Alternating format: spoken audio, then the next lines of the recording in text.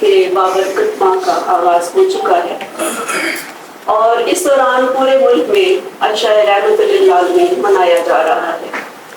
اسی سلسلے کی ایک کڑی کے طور پر پاکستان اکادمی ادبیات قومی ورثہ و ثقافتی ڈویژن کے زیر اہتمام آج کا یہ سیمینار منعقد کیا جا رہا ہے۔ اس سیمینار کا موضوع ہے معاصر عہد میں سیرت نگاری، رجحانات و اسالیب، اور اس میں ہمارے ساتھ شریک محفل ہیں۔ سب سے پہلے میں تعارف کروانا چاہوں گی، جناب صدارت فرما رہے ہیں خورشید ندیم صاحب، جو چیئرمین ادارہ رحمت للعالمین اتھارٹی ہے۔ ان کے ساتھ تشریف فرما ہیں ڈاکٹر محمد طفیل، معروف دانشور، محقق، مترجم اور 200 سے زائد مقالہ جات رقم کر چکے ہیں۔ ہماری ساتھ تشریف فرما ہیں جناب جوان مرزا صاحب، متعدد اور متنوع الجہات، چارہ سازو، چارہ کارو، چارہ گر، خیر البشر، سر بسر مہر و مروت، سر بسر صدق و صفا، سر بسر لطف و عنایت، سر بسر خیر البشر۔ حاضرین محترم، ہم سب بہت خوش نصیب ہیں کہ آج اس خوبصورت محفل میں شریک ہیں، اور حضور پاک صلی اللہ علیہ وآلہ وسلم پر بہت لکھا گیا، ان کی سیرت مختلف حوالوں سے بے شمار ہمارے پاس نظر میں رہتی ہیں تصانیف، اور آج اس کو ایک مختلف موضوع کے ساتھ، اور ہمارے شرکائے کرام اپنے اپنے مختلف سیرت کی کتابوں کے حوالے، مرزا صاحب ہمارے درمیان موجود ہیں۔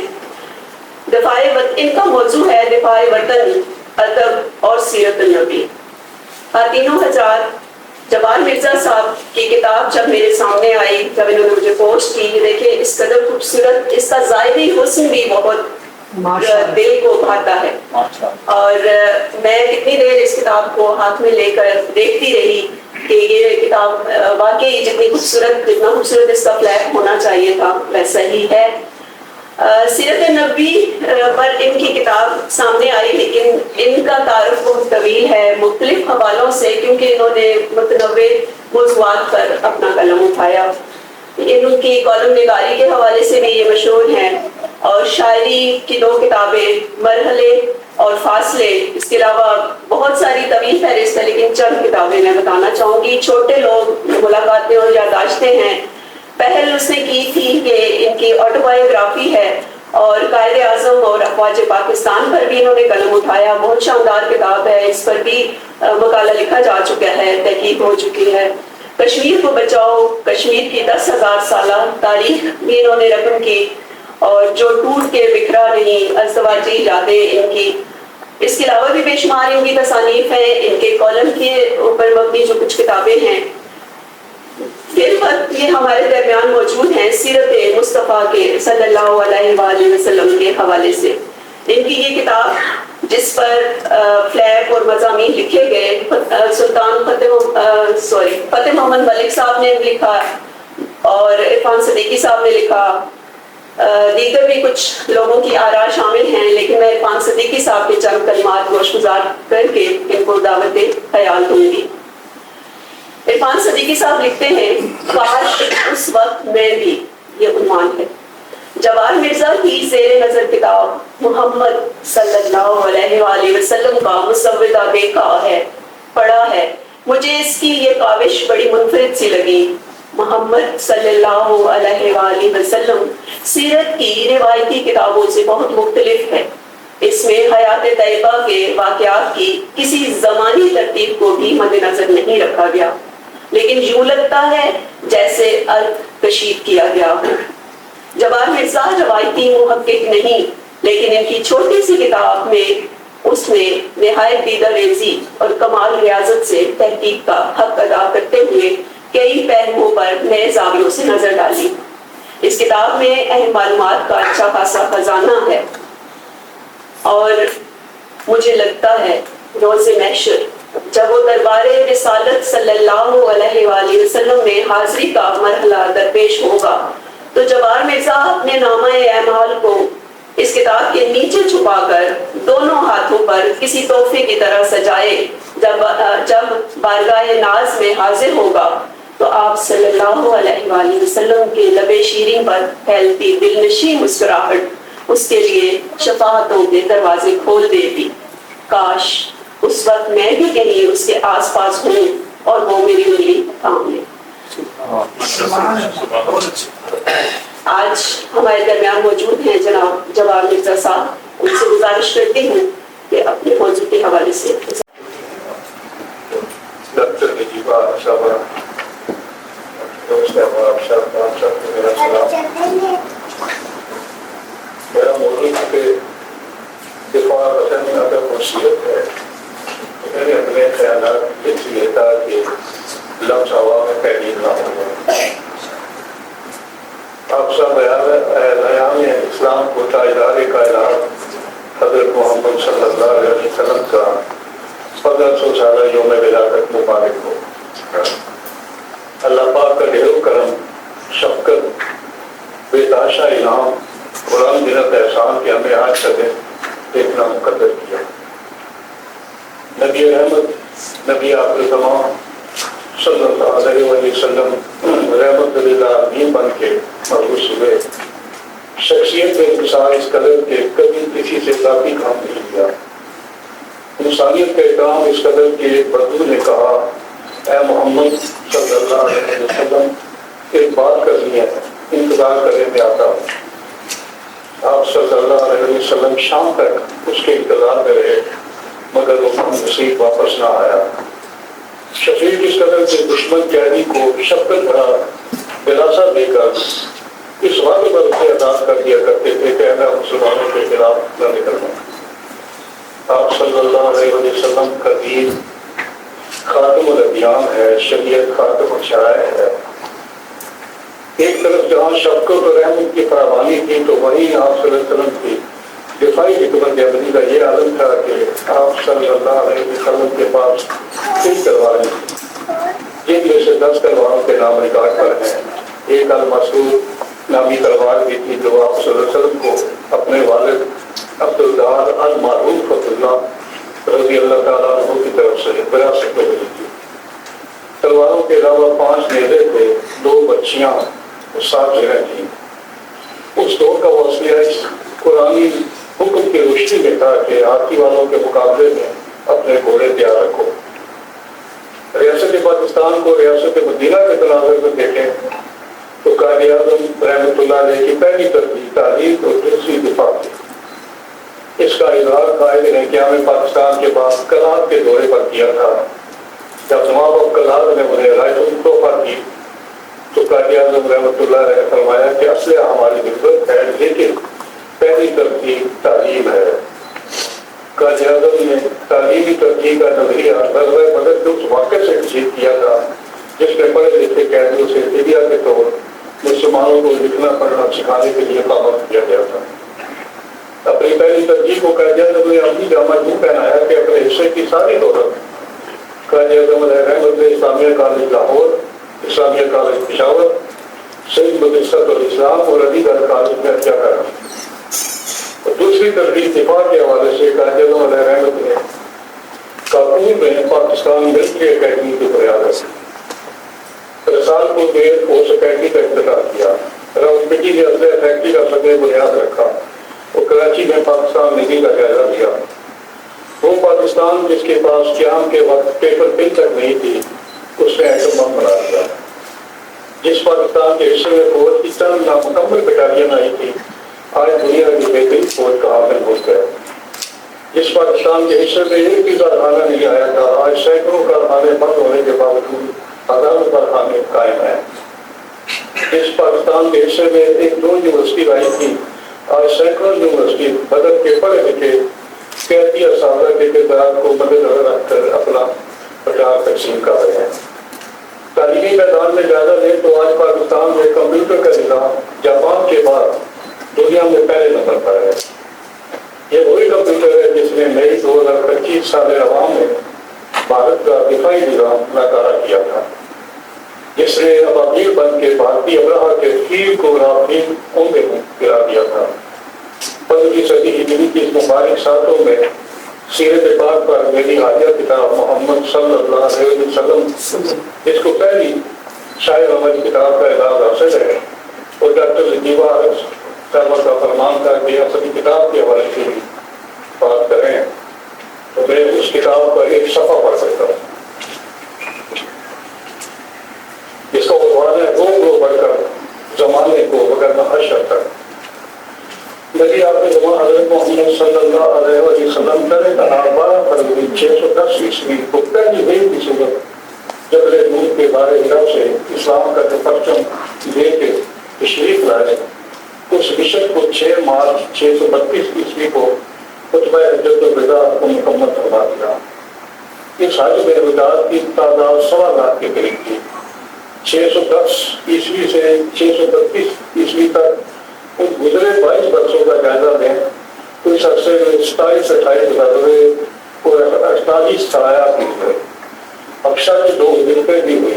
615 سے 618 عیسوی تک 3 سال تک شرط ابی طالب کا قتل بھی برداشت کیا۔ طائف میں لہو لہان بھی ہونا پڑا۔ 10 ستمبر 622 کو یثرب کو ہجرت بھی کی۔ یثرب کی خانہ جنگیاں بھی دیکھی۔ اندھیروں کی اس بستی کو مدینہ منورہ کا روپ بھی دیا۔ وسائل کی عدم دستیابی بھی آتی رہی۔ اکتوبر 630 غزوہ تبوک کے موقع پر تو وسائل اس قدر کم تھے کہ پہلی بار دفاعی فنڈ قائم کرنا پڑ گیا۔ اس لاچاری اور دہی دستی کے ساتھ غزوہ تبوک کے لشکر کو جیش النصر بھی کہا گیا۔ کم و بیش 30,000 مجاہدین اسلام کا وہ لشکر مدینہ پاک سے 700 کلومیٹر کا سفر طے کر کے جب تبوک پہنچا تو نگران اس قدر تھا کہ پاؤں میں چھالے پڑ چکے تھے، مگر آنکھوں میں صبح امید کی روشنی تھی۔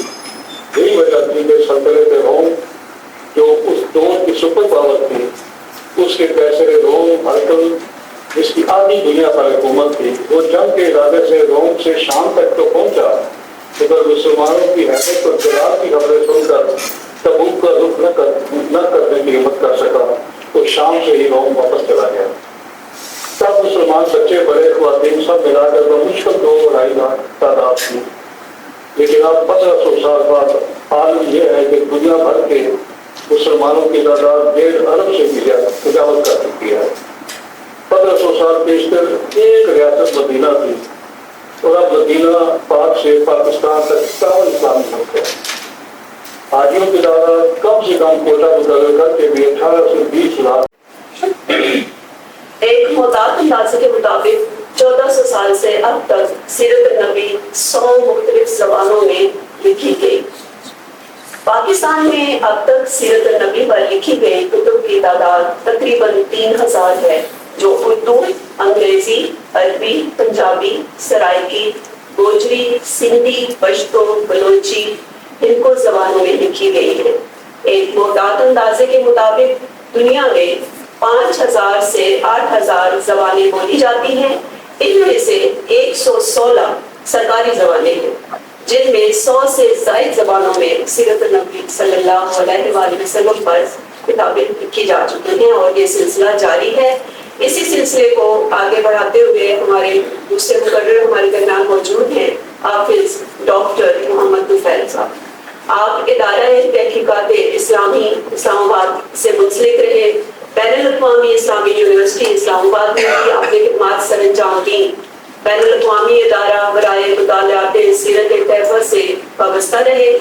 آپ نے اقوام متحدہ میں بھی کچھ عرصہ اپنی خدمات سر انجام دی، اور 30 سے زائد ممالک میں پاکستان کی نمائندگی کرتے ہوئے مقالات پیش کیے۔ آپ 1976 سے 2015 تک قومی سیرت کمیٹی کے رکن بھی رہے۔ عربی، انگریزی، اردو اور پنجابی زبانوں میں 200 سے زائد مقالات تحریر فرما چکے ہیں۔ آپ نے 1973 کے آئین کو عربی زبان میں ڈھالنے جیسے اہم قومی فریضے میں بھی حصہ لیا، اور وفاقی شرعی عدالت میں مشیر فقہ کے فرائض سر انجام دے رہے ہیں۔ ہماری خوش بختی کہ آج ایسی شخصیت ہمارے درمیان موجود ہے۔ میں آپ کو دعوت ہوگی کہ ادب اور سوشل میڈیا سیرت النبی صلی اللہ علیہ وآلہ وسلم کے موضوع پر اظہار خیال فرمائیے۔ اعوذ باللہ من الشیطان الرجیم، بسم اللہ الرحمن الرحیم، ورفعنا لك ذکرک، صدق اللہ مولانا العظیم وصدق رسولہ النبی الکریم، ونحن على ذلك لمن الشاہدین والشاکرین، والحمد للہ رب العالمین۔ معزز و محترم جناب خورشید ندیم صاحب، چیئرمین رحمت للعالمین و خاتم النبیین اتھارٹی پاکستان، محترمہ ڈاکٹر نجیبہ عارف صاحبہ، چیئرمین اکادمی ادبیات پاکستان، محترم جناب جی صاحب، اکادمی ادبیات پاکستان، میرے نہایت ہی محترم بھائی جناب عزیز اکسی مفتی صاحب، اللہ تعالیٰ ان کی عمر دراز کرے، اور میرے نہایت ساتھی مرزا صاحب، نہایت عزیز ساتھی مرزا صاحب، خواتین و حضرات، یہ میرے لیے افتخار اور اعزاز کا موقع ہے کہ میں رسالت مآب علیہ السلام کی ولادت باسعادت کی 1500 سال پورے ہونے والی تقریب میں حاضر ہوں، اور آپ سے رسالت مآب علیہ السلام کے حوالے سے چند پھوٹے پھوٹے الفاظ پیش کرنے کی سعادت حاصل کر رہا ہوں۔ اگرچہ وقت بہت قلیل ہے اور موضوع جو میرے حوالے کیا گیا ہے وہ بہت طویل، میں نہایت ہی اختصار کے ساتھ چند باتیں کہنے کی کوشش کروں گا۔ سب سے پہلے ادب کی بات کی گئی ہے۔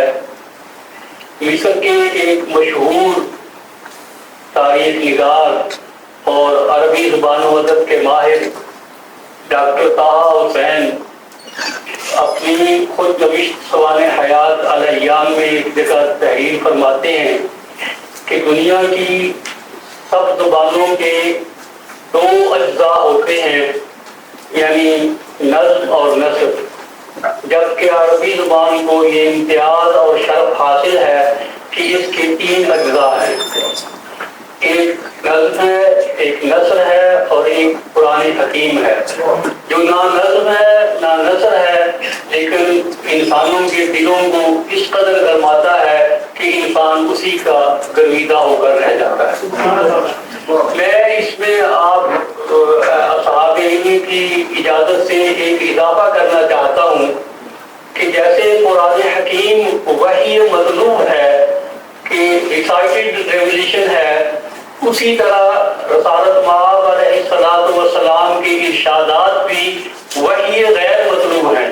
ہم ان کی تلاوت تو نہیں کرتے، لیکن ان سے استفادہ کرتے ہیں اور انہیں اپنے ادبی محاوروں، روزمروں، تمثیلات، استعارات، اجزائے جملہ اور جملوں میں استعمال کرتے ہیں۔ تو اس لحاظ سے میں طٰہٰ حسین صاحب سے معذرت کے ساتھ یہ کہنا چاہوں گا کہ جیسے وحی مطلوب قرآن حکیم عربی ادب کا یا عربی زبان و ادب کا ایک امتیاز ہے اور امتیاز کا ایک عنصر ہے، اسی طرح رسالت مآب علیہ السلام کی زبان حقیقت ترجمان سے نکلے ہوئے تمام الفاظ بھی وحی غیر مطلوب ہونے کی وجہ سے عربی زبان و ادب کے امتیاز کا سامان ہے۔ اسی طرح رہین منت ہے، جیسے وہ قرآن حکیم کا رہین منت ہے، کیونکہ قرآن حکیم وحی مطلوب ہونے کی وجہ سے انسانوں میں نہ صرف قبولیت کے تمام ریکارڈ توڑ چکا ہے، بلکہ اس کی تعلیمات سے انسانیت سدا سے بہرہ ہو رہی ہے اور ہمیشہ اس سے مستفید ہوتی رہے گی۔ لیکن قرآن حکیم اصول و ضوابط کی کتاب ہے، اوامر و نواہی کی کتاب ہے۔ اس طرح ایک مشین ہمارے سامنے آتی ہے، اس کا ایک مینول بھی ہمارے سامنے ہوتا ہے، جس کی مدد سے ہم اس مشین کو چلاتے اور استعمال کرتے ہیں۔ میں یہ مثال تو اچھی نہیں ہے، لیکن اسی مثال کو آگے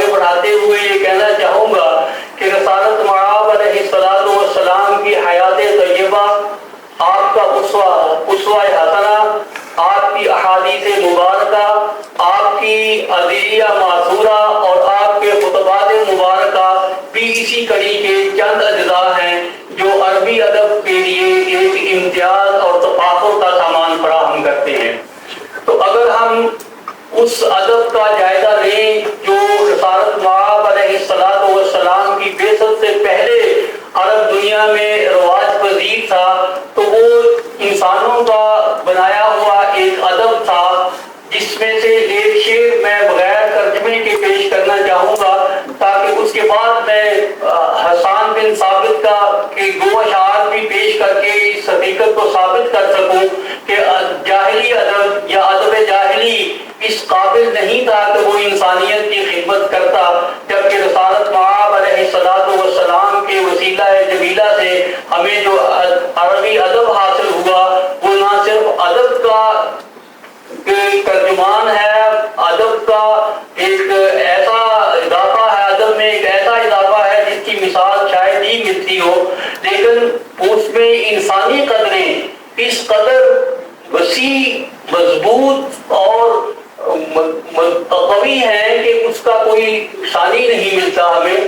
تو چنانچہ ایک مشہور شاعر ہے امرؤ القیس، یہ سبع معلقات جو ایک مشہور کتاب ہے دور جاہلیت کی نظموں کی، اس کا پہلا معلقہ اسی کا امرؤ القیس کا معلقہ ہے، اور اس کو معلقات اس لیے بھی کہتے ہیں کہ جب کوئی شاعر اپنا قصیدہ لکھتا تھا جسے وہ خانہ کعبہ کے دیواروں پر لٹکا دیتا تھا، یہ ایک احمس الشعراء کو چیلنج بھی ہوتا تھا اور اس بات کی نشاندہی بھی کرتا تھا کہ یہ اس سال کا بہترین قصیدہ ہے۔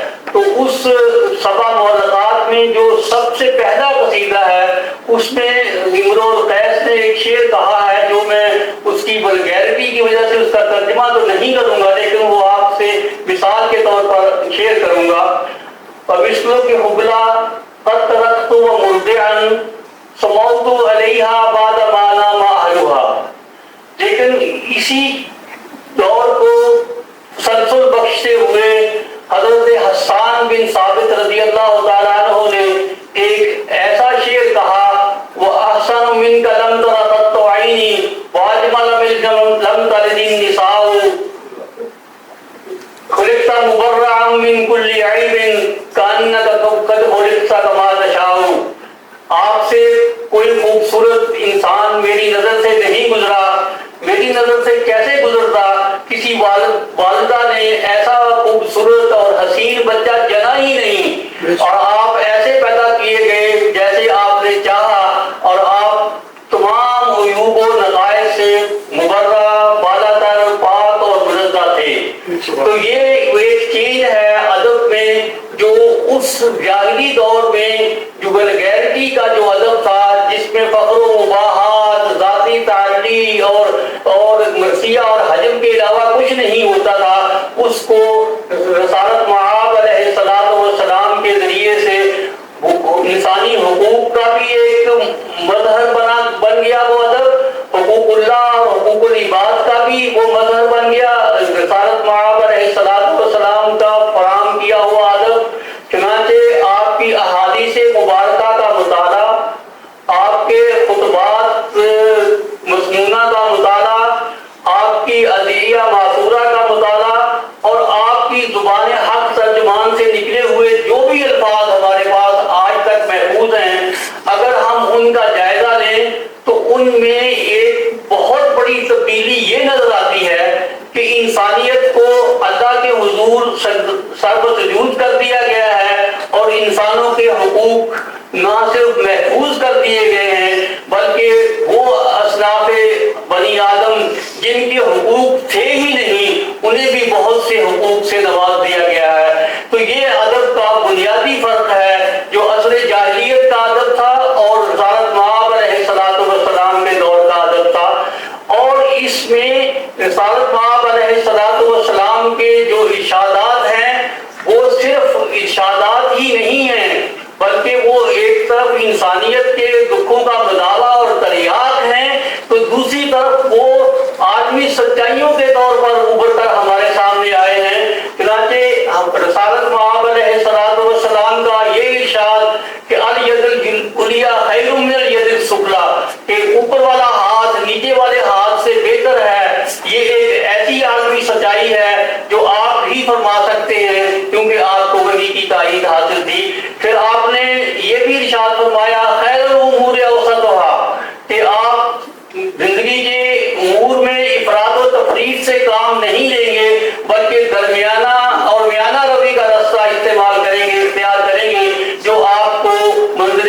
رسول تک پہنچا دے گا۔ پھر آپ نے یہ بھی ارشاد فرمایا من اعلیٰ الاقتصدا، جس شخص نے میانہ روی اختیار کی وہ یقیناً کامیابی سے ہمکنار ہوا۔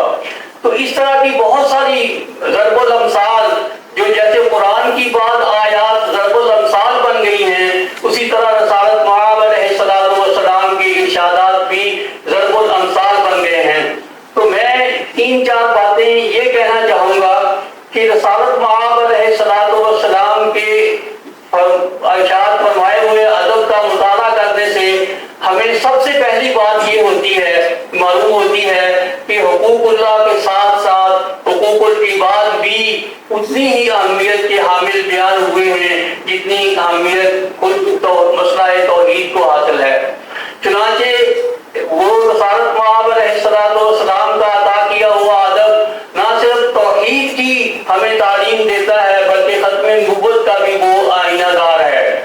اسی کے ساتھ ساتھ وہ انسانی احترام اور افضلیت انسان کی بھی تعلیم دیتا ہے اور انسانی مساوات کا بھی ہمیں سامان مہیا کرتا ہے۔ تو اس لحاظ سے رسالت مآب علیہ السلام کے دور کا جو ادب ہے، اب اگر ہم اسے ایک جملے میں بیان کرنا چاہیں تو وہ حقوق اللہ اور حقوق العباد کا اس طرح ایک آئین ہے جس کی تشریح و تعبیر وہی نے کی اور جس کے انسان ہمیشہ ضرورت مند رہیں گے اور ان پر عمل کر کے وہ ہمیشہ کامیابی اور کامرانی حاصل کرتے رہیں گے۔ اب چھوٹی سی بات، مختصر سی بات میں اپنے سماجی ذرائع ابلاغ کے حوالے سے کرنا چاہوں گا۔ اس دور میں جس میں میں اور آپ زندہ ہیں، اس میں سوشل میڈیا کو یعنی سماجی ذرائع ابلاغ کو بہت اہمیت حاصل ہو گئی ہے۔ کسی زمانے میں ہم یہ جانتے تھے کہ انفارمیشن یا میڈیا سلطنت کا چوتھا ستون ہوتا ہے۔ اب میں یہ سمجھتا ہوں کہ پرنٹ میڈیا یا اور دوسرے میڈیا کے اقسام ان سب پر سوشل میڈیا غالب آ گیا ہے اور ایک انٹرنیٹ کی ایجاد کے بعد ایک ہی بات جو دنیا کے کسی ایک کونے میں کہی جاتی ہے وہ چند سیکنڈ میں دوسرے کونے میں پہنچ جاتی ہے۔ نہ صرف پہنچ جاتی ہے بلکہ وہ اثر انداز بھی ہوتی ہے اور معاشرے میں تبدیلی کا ذریعہ بھی بنتی ہے۔ تو اس حوالے سے میں یہ کہنا چاہوں گا کہ ہمیں اپنے سوشل میڈیا کے قبلہ کو درست کرنے کی ضرورت ہے۔ اس وقت ہماری نئی نسل، نوجوان نسل خاص طور سے میڈیا سے منفی اثرات قبول کر رہی ہے، تو ہمیں اپنے اس الیکٹرانک میڈیا یا سوشل میڈیا کو اس طرح سے ترتیب دینا چاہیے کہ وہ ہمارے نوجوانوں کو اپنی دینی، اخلاقی، تہذیبی اور معاشرتی قدروں سے نہ صرف آگاہ کریں بلکہ وہ اپنا مؤثر ترین ذریعہ ہونے کی وجہ سے انسانوں پر اس طرح سے اثر انداز ہو کہ جو بے رہنمی ہماری نئی نسل میں پیدا ہو رہی ہے وہ خوبی میں اور حسن خوبی میں اور حسن عمل میں بدل جائے۔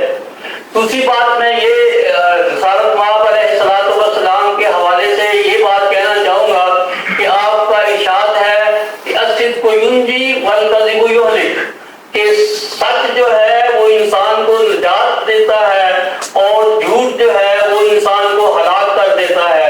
تو ہمیں اپنے الیکٹرانک میڈیا یا سوشل میڈیا کو جو زمینی حقائق ہیں اس کے مطابق رکھنا چاہیے۔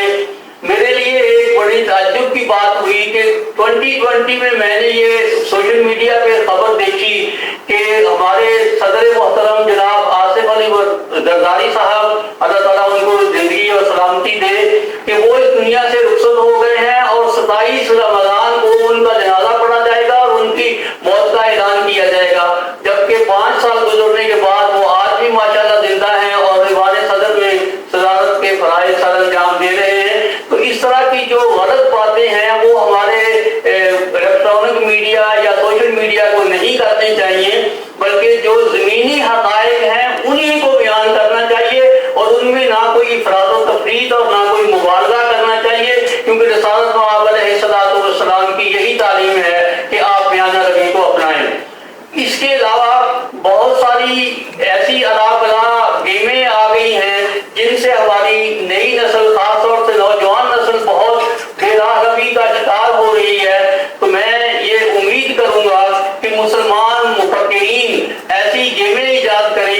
اصلاحی ہوں، جو کردار ساز ہوں، جو انسان کی آئندہ نسلوں کو رہنمائی فراہم کریں اور وہ اچھے انسان اور اچھے مسلمان بن سکیں۔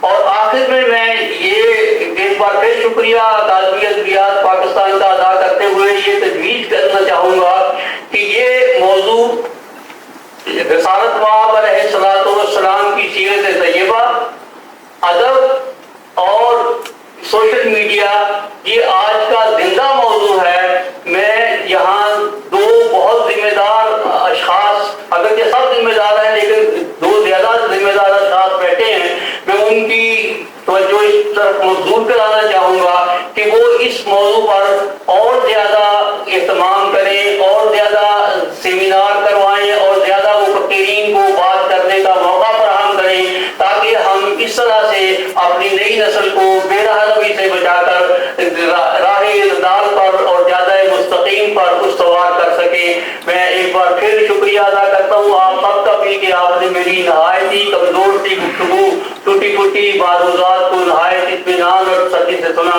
اللہ تعالیٰ ہم سب کا حامی و ناصر ہو اور ہمیں دین اسلام اور سیرت طیبہ پر عمل کرنے کی توفیق عطا فرمائے۔ وآخر دعوانا آرٹ، کلچر، فن و جمال اور جدید فکر و دانش کے حامل اقسی مفتی، جن کو دوستوں نے تنبیہ کی کہ خبردار یہ کتاب نہ لکھنا، یہ غلطی نہ کرنا، ایک تو تم پہلے ہی بے دین قسم کے آدمی ہو اور ہو بھی بے ادب، لوگ ماریں گے تمہیں۔ یہ وہ اقسی مفتی جو روضہ رسول پر جا کر صلی اللہ علیہ وآلہ وسلم پر جا کر شکایت کرتے ہیں کہ سر یہ آپ نے کیا کیا؟ فتح مکہ کے موقع پر سبھی کو معاف کر دیا، چچا کا کلیجہ چبانے والی ہندا تک کو معاف کر دیا، سر آپ نے ایسا کیوں کیا؟ وہ اقسی مفتی جو سوال کرنے کی جرات رکھتا ہے، جو زندگی کو سمجھنا چاہتا ہے، سوال در سوال کر کے سمجھنا چاہتا ہے، وہ کسی عالم، کسی فلسفی، کسی ملا، کسی فرقے کی اینک مستعار لے کر اور وسیدہ کو کھوکھلے عقائد کی لاٹھی کا سہارا لے کر انجان راستوں پر چلنا پسند نہیں کرتا۔ اس کی پگڈنڈی اس کے اپنے ہی قدموں کے نشان سے بنتی ہے۔ وہ مورد اعتماد ہے کہ یہ سفر بنا کسی ذات راہ کے بھی طے کیا جا سکتا ہے۔ وہ اقسی مفتی جنہوں نے ہمیں لوگ برسا جیسی یادگار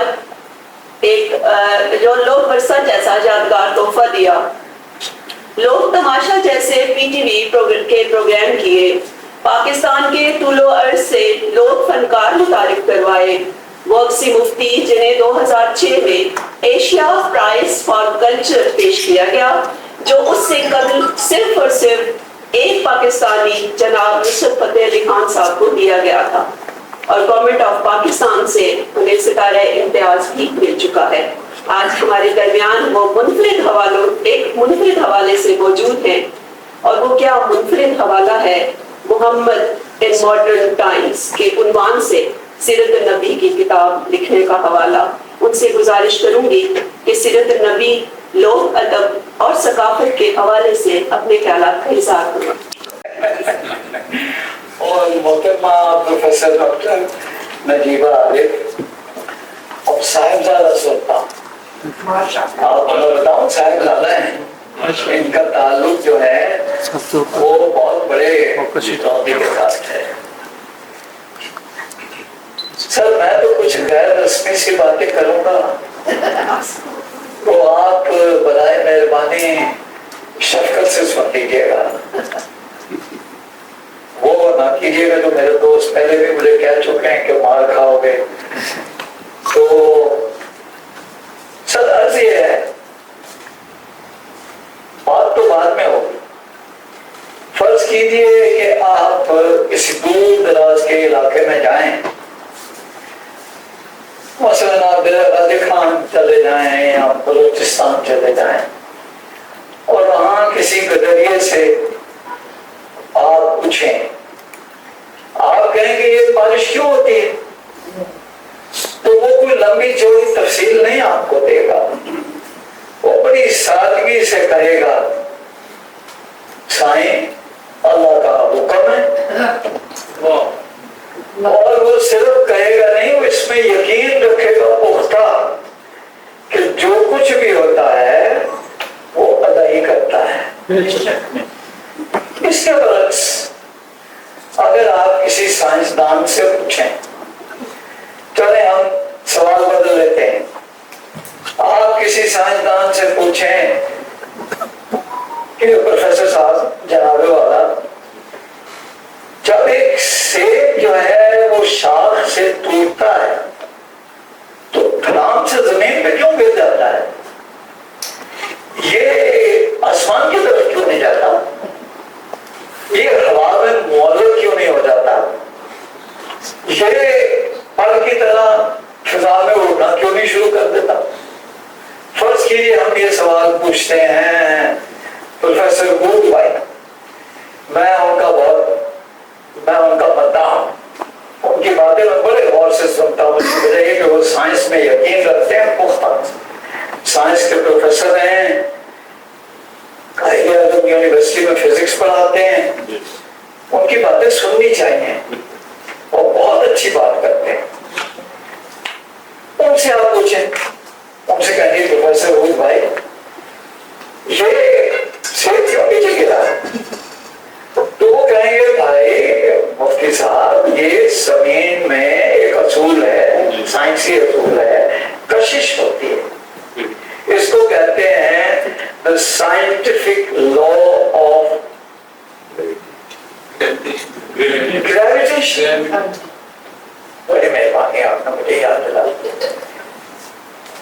अगर उन्हीं प्रोफेसर साहब से आप एक और सवाल पूछ ले, उनसे कहें प्रोफेसर साहब ये जो कशिश है जमीन में, ये इसका मुझे कौन है? ये जो आप कानून फरमा रहे हैं इस साइंटिफिक लॉ ऑफ ग्रेविटेशन, ये किसने बनाया? तो वो कहेंगे अल्लाह ने। तो अच्छा, तो फिर इसका मकसद ये हुआ कि ये अल्लाह का कानून है, तो अगर ये अल्लाह का कानून है तो अल्लाह का हुक्म है, तो बात तो उधर ही आ गई ना, काल से उधर ही आ गई। मैं ये सारी बात इसलिए कर रहा हूं कि किसी भी हकीकत को देखने के लिए, समझने के लिए दो लोग होते, एक जमीनी माटी और एक आसमानी रूहानी। चले आप कोई बहुत बड़ा साइंटिफिक फैक्ट ले लें, आप चार्ल्स डार्विन की थ्योरी ऑफ इवोल्यूशन ले, बहुत बड़े माशाल्लाह चार्ल्स डार्विन, मेरे दिल में उनकी बहुत इज्जत है, बहुत बड़े साइंसदान है, उसमें कोई शक ही नहीं, सारी जिंदगी उन्होंने इसी काम में करी। उनसे आप पूछिए, उनसे कहें चार्ल्स डार्विन साहब सर ये इंसान की हकीकत क्या है? तो वो कहेंगे भाई इवोल्यूशन के दर्जात हैं, मरहले हैं, ये इर्तिका की आखिरी शक्ल है, इंसान जो है वो इर्तिका की तकमील है, यानी वो एपेक्स ऑफ इवोल्यूशन। अब यही सवाल आप एक दीनी आलम से पूछें, एक बहुत बड़े दीनी आलम जो है उनसे कहें कि सर ये इंसान की हकीकत क्या है? तो वो कुरान का हवाला देते हुए कहेंगे कि भाई ये अशरफुल मखलूक है, ये क्राउन ऑफ क्रिएशन है। तो भाई एपेक्स ऑफ इवोल्यूशन है या क्राउन ऑफ क्रिएशन है? और गलती होती ही आ गई, बात तो फिर वही हो गई ना। ये तो महज हकीकत तो वही है, महज दो लोग हैं उसी हकीकत को देख रहे, इतनी सी बात। तो ये बात मैंने आपसे इसलिए कही कि रसूल मकबूल जो हमारे हैं उनको देखने के, उनको समझने के भी दो रुख है। एक जमीनी रुख है क्योंकि कुरान ने फरमाया है कि वो हम जैसे बशर हैं, मेरे जैसे आप जैसे बशर हैं। उस दिन वो दुनिया पर आए थे, हम में रहे थे, वैसे ही सोते थे, जागते थे,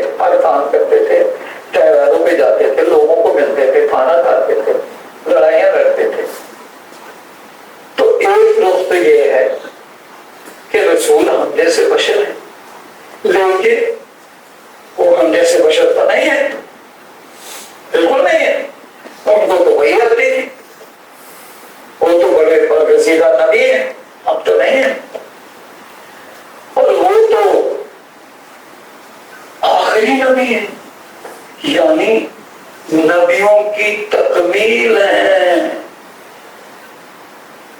डार्विन बात कर रहा था इंसानियत की तकमील, मैं आपसे कह रहा हूं वो नबियों की तकमील है। तो अर्ज ये है कि उनका रुतबा तो इतना ऊंचा है, इतना बुलंद है कि मुझ जैसा अपाहज आदमी, यकीन जानिए मैं तो अपाहज हूं, रूहानी तौर पे एक अपाहज आदमी, जिसको अंग्रेजी में कहते हैं ना स्पिरिचुअली इनकैपेसिटेटेड। तो मैं क्या बयान करूंगा उनके आसमानी रुतबे को? मेरी हकीकत क्या है? मेरे तो पहुंच ही नहीं है वहां तक। झूठ बोलूंगा अगर मैं आपसे शुरू हो जाऊंगा उनकी अजमतें बयान करनी और उनका आसमानी हकीकत बयान करनी, मैं नहीं कर सकता। और पहले से आपको वादे कर दूं, मैं एक जमीनी आदमी हूं, एक बशर हूं। मैं अगर कोशिश करके उनकी बशरी हकीकत तक को भी जान जाऊं या समझ लूं या कोशिश करूं समझने की, तो अल्लाह की मेरे पे रहमत होगी अगर मैं ऐसा कर लूं। तो मैं तो अर्ज ये है कि मैं तो जनाब एक फोकलोरिस्ट हूं, गांव गांव घूमा हूं 40 साल इसी मुल्क में। मेरा ताल्लुक वो पाकिस्तान से है, इस धरती से है, इस मिट्टी से है। क्या कहें? तो मैंने तो अगर रसूल को पहचाना है, जिस हद तक भी पहचाना, मैं जितनी भी कोता नजरी से मैं उनको जान सका हूं, तो मैंने इस मिट्टी से जाना है उन्हें, पाकिस्तान की मिट्टी से।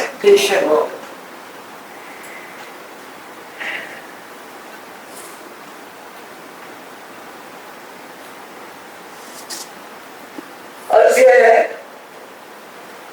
कि मैं तो मम्मी डैडी जनरेशन का बंदा हूं, मैं एडमिट कर रहा हूं।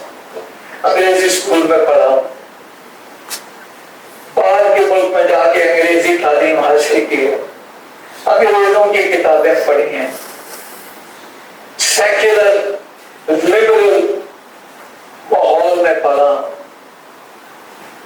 तो मैं तो बिल्कुल मौजूद ही नहीं हूं इस मौजू पे बात करने के लिए।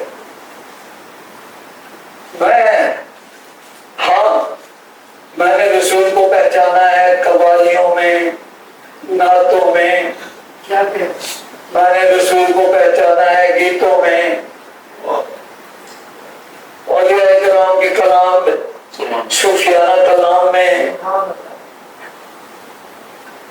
टप्पों में, वालियों में, सहरफियों में। अगर वो मुझसे सुनना है तो मैं हाजिर हूं। मेरी पहचान और तौर तो वहां तक ही जाती है। तो जनाब एक दिन मैंने एक गाना सुना, गाने के बोल थे, रांझन ढूंढे मैं चली ते रांझा मिलिया नहीं, रात मिलिया रांझा नहीं मिलिया, नहीं। जब मैंने ये गाना सुना तो मैं तो हैरान रह गया, मैं सोच में पड़ गया, ये कौन सा रंजन है, ये कैसा रंजन है जो रब से भी आगे है, जो लोगों के दिलों में ऐसे बसता है, जिससे लोग इतना प्यार करते हैं, इतनी मोहब्बत करते हैं कि रब से भी ज्यादा। तो मैं तो आपको बताना अंग्रेजी तालीम का बंदा हूं, प्रोफेसर आदमी हूं, तो मैंने फौरन आके जो हम अक्सर करते हैं, मैंने एक प्रोजेक्ट बनाता, हम सब प्रोजेक्ट बनाते हैं। तो प्रोजेक्ट मैंने बनाया ऑन द ट्रैक्स ऑफ मियां रांझा। अब ये प्रोजेक्ट कहा कि मैं घर से निकल पड़ा। गाँव दरिया छानता रहा। मल के मैं पहुंचा मल का हंस। यहाँ पर वालिद शाह ने बैठ के हुजरे में हीर लिखी थी। मल का हंस से मैं आगे गया तो मैं गया मिड राजा, राजा नहीं राजा, वहां राजे रहते हैं जिसको हमने राजा बना दिया। वहां से मैं फिर आगे गया तो मैं गया जंग से हाल, जहां हीर रहती थी। क्या कह रहे जी क्या कह रहे मेहरबानी। उधर से मैं खोज लगाते पहुंचा रंगपुर, जहां खेड़े रहते थे जो ब्याह के जबरन ले गए थे हीर को। वहां से फिर मैंने तलाश जारी रखी तो मैं पहुंचा कबूला शरीफ, जहां असली राजा था जिसने मुकदमा फैसला किया था रांझे और हीर के बारे में। और आखिर में मैं पहुंचा गुरु गोरखनाथ के पाड़े। अब गुरु गोरखनाथ का पाड़ा जो है वो जेल के करीब, रोहतास किले के करीब एक चटियल मैदान में एक ऊंचा सा टीला है, उसको कहते हैं टिल्ला जोगियां। उस टिल्ला जोगियों के ऊपर पार्टीशन से पहले बहुत बड़ा मेला लगता था। हिंद तो पाकिस्तान के जोगी इकट्ठे होते थे और वो आते थे गुरु गोरखनाथ के पास जोग लेने। तो राजा जब हीर चली गई तो राजा के दिल पर रास्ता हो गया, उसने कान बढ़वाए और जोग लेने पहुंच गया गुरु गोरखनाथ के किले। तो मैंने गाना सुना, राजा जो बेड़ा बन आया, राजा जो बेड़ा बन आया, वाल सांगी सांग रचाया। ये कैसा राजा है? इसमें कौन सा भेष बदला हुआ है? वाल सांगी सांग रचाया। इस रांझे दी की निशानी, इस रांझे दी की निशानी, कान विच मुंदरा ते गल विच गानी,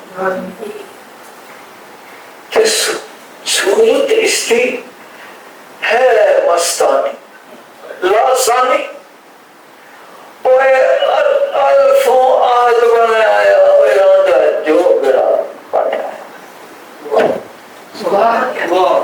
क्या कह रहे मोटे कमल मुजम्मल वाला, मोटे कमल मुजम्मल वाला, हाथ खूंडी यासीन दिए। मोटे कमल मुजम्मल वाला, हाथ खूंडी यासीन दिए। तो मेरा ते रांझा शौनी जांदा, और मेरा ते रांझा शौनी जांदा, ये अल्फों आहद बने आया। रांझा जो बेड़ा बने आया। सुभान अल्लाह। क्या कह रहे तो जिंदा है, ये तो मर नहीं सकता। तो सवाल नहीं पैदा होता ये राजा मर जाए। ये तो लोगों के सांसों में जिंदा है, ये लोगों की आहों में जिंदा है, ये लोगों की दिल जिगर में जिंदा है, ये उनकी रगों का खून है। ये राजा तो मर नहीं सकता। ये वो राजा है जो मेरी मिट्टी में है, जो इस पाकिस्तान की पाक मिट्टी में।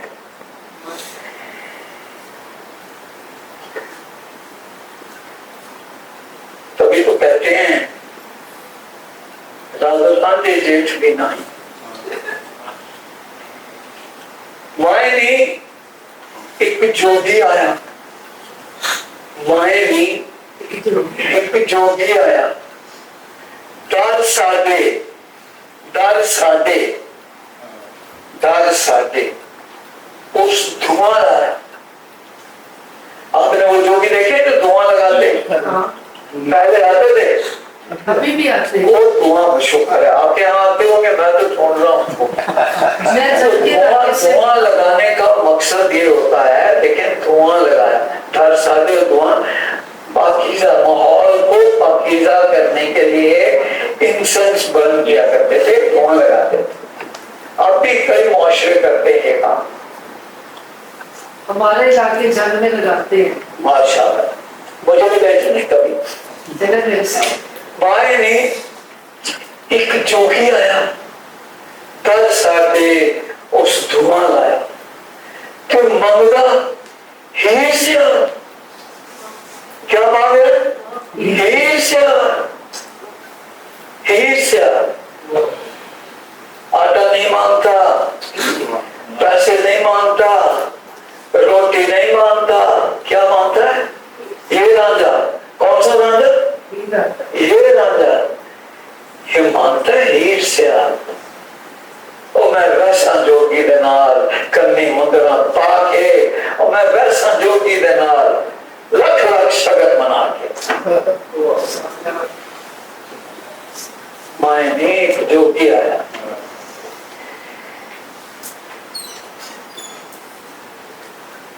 ایک دن دیکھیں میں تو یورپ گیا تھا فلسفہ پڑھنے، بڑا فلسفہ پڑھا میں نے، کانٹ پڑھا، نیٹشے پڑھا، ولیم جیمز پڑھا، سب کچھ پڑھنے کے بعد مجھے پتا چلا، مجھے احساس ہوا کہ ہمارے بابے جو ہے نا، یہ بابا بلے شاہ، وہ یہ تمام یورپ کے فلسفے سے آگے ہے، بہت آگے ہے۔ جس نقطے کی وہ بات کرتا ہے اس کو یورپ اگلے 50 سال کیا 100 سال میں نہیں پہنچ سکتا۔ ایک نقطے وچ گل مکتی ہے، وہ کون سا نقطہ ہے بھائی؟ وہ یورپ کے فلسفے نہیں ڈھونڈ سکتے، نقطے وچ گل مکتی ہے۔ ایک دن میں بیٹھا تھا، میں اپنے وہ ہم لوگ کہتے ہیں ڈرائنگ روم، یہ ہم نے سیکھا ہے گھروں سے، ڈائننگ روم ہمارے گھروں میں نہیں ہوتا تھا، سیکھا ہے ہم نے، بڑی فضول چیز ہے، کبھی نہ رکھیے گھر میں۔ کتنا بڑا میز آپ لگا لیں گے، 12 کرسیاں لگا لیں گے، آپ کے فیملی کے 16 لوگ آ جائیں گے تو کیا کریں گے؟ چھوڑ دیں رسموں کو، کچھ اور کام کیا کریں۔ تو میں اپنے ڈرائنگ روم میں بیٹھا تھا، تو میں فلسفہ پڑھ رہا تھا، موٹی موٹی ضخیم کتابیں پڑھ رہا تھا۔ اتنی دیر میں میرے کان میں چھوٹی سارنگی کی آواز آئی، گھوم گھوم گھوم گھوم، گھنگرو باندھے ہوئے، گھنگروں کی چھنک آئی۔ اور چھوٹی سارنگی امید آپ نے کبھی دیکھی ہوگی، اب تو ختم ہو گئی، اب نہیں نظر آئے گی، بہت قدیم سارنگی، مجھے ضرور لے چلیں جہاں سے آپ آئیں۔ ہاں، چھوٹی قدیم سارنگی، اس میں تار کے ساتھ نہیں ہوتے، روڈے کے تار ہوتے ہیں۔ تو میں نے دیکھا ایک بار میرے گھر کے باہر برآمدے میں ایک بھرائی کھڑا تھا۔ اب بھرائی تو آپ کو پتا ہوگا کون ہوتا ہے، اب بھرائی اب نہیں نظر آئے گا آپ کو۔ بھرائی وہ ہوتا تھا جو چھوٹی سارنگی کے ساتھ گانا گاتا ہے، لوریاں دیتا تھا بچوں کو، اور لوری بھی مائی حلیمہ بن کے دیتا تھا، نبی نو لوری دینے نبی نو، یعنی رسول پاک کو لوری دے رہا ہوتا تھا۔ ہماری لوریاں بھول گئے ہم، ایک لوری یاد نہیں، کہنا آج گیا آپ کو لوریوں کی کتاب ہے، یہ پوچھیں ادبیات کے 2 افسر بیٹھے ہیں، چاہے نیشنل لائبریری میں فولکلور کا شعبہ ہی نہیں ہے، تبھی تو ہم قوم نہیں بنے نا، نہیں بن سکتے قوم۔ anyhow، میں باہر نکلا تو وہ بھرائی گانا گا رہا تھا، وہ گانا مجھے بھولتا نہیں ہے، آج بھی یاد ہے، 40 سال ہو گئے اس بات کو۔ وہ گانا گا رہا تھا، اللہ اللہ آج میرے نبی کی برات تھے، معراج کی رات تھی جی، معراج کی رات تھی، اللہ اللہ آج میرے، اللہ نے فرمایا نبی کیا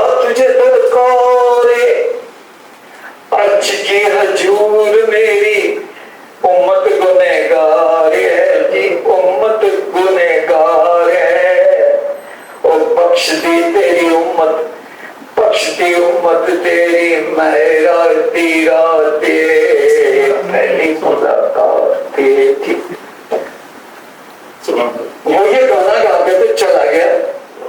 میں فلسفے کی ساری کتابیں بند کر کے کتنے ہی دن میرے کانوں میں وہ سارنگی گونجتی رہی.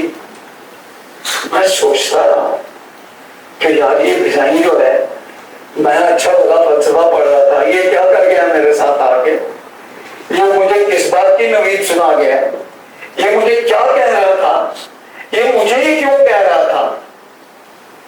یہ اور بھی کتنے برامدے ہیں یہاں، اور بھی گھر بستے ہیں، وہاں کیوں نہیں گیا؟ یہ میرے گھر کیوں آ گیا؟ میں سوچ لوں. اب یقین جانے کہ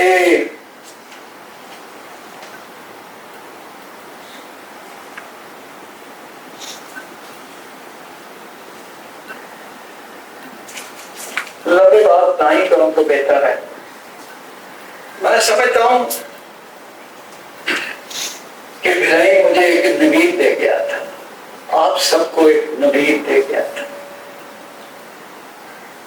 میں سمجھتا ہوں کہ رسول پاک کی زندگی میں 2 دن کی بہت اہمیت ہے میرے لحاظ سے. نئے عہد، نئے پیمانوں کا دن، جبکہ جبرائیل علیہ السلام نے ان کو آ کے کہا پڑھ، کتاب سے پڑھ.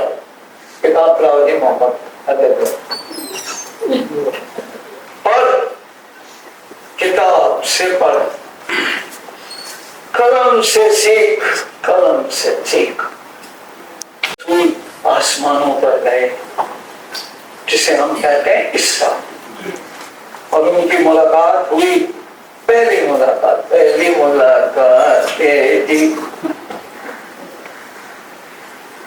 اس ملاقات میں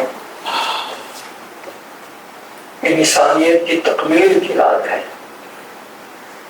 وہ رات ہے جو آپ کو یہ بتاتی ہے کہ وہ آدم جس کو زمین پہ پھینکا گیا تھا، جس کو نکال دیا گیا تھا جنت، اس کو نوید دیتی ہے وہ رات واپسی کی.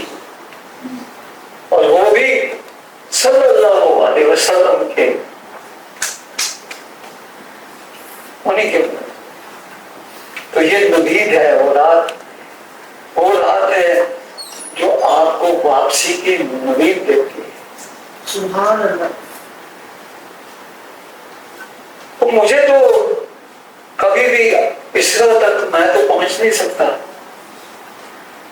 سن سکتا ہوں، مولویوں سے سنا ہے، مولویوں کی میں بڑی عزت کرتا ہوں، جو کام وہ کرتے میں نہیں کر سکتا، بالکل نہیں کر سکتا.